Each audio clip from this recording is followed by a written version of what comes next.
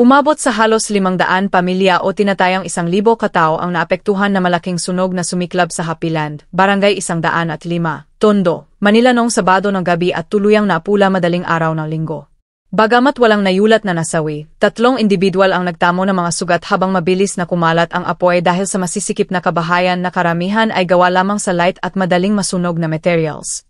Dahil dito, agad na nagbukas na iba't ibang evacuation centers tulad ng Barangay 105 Covered Court, Vicente Lim Elementary School, Barangay 101 at 1 Covered Court, at Antonio Villegas Elementary School upang bigyang kanlungan ang mga pamilyang lumikas. Kaagad ding nagmobilisa na emergency response ang mga awtoridad ng lungsod at tiniyak na may agarang tulong pinansyal na ilalaan sa mga nawalan na tirahan. Kasabay nito, nagsagawa rin ng validation at pamamahagi ng yellow cards para masiguro na lahat ng naapektuhan ay makatatanggap ng nararapat na assistance. Ang insidente ay muling nagbigay diin sa kahalagahan na mas matibay na safety measures sa mga lugar na siksikan at kulang sa maayos na pasilidad upang maiwasan ang ganitong trahedya sa hinaharap.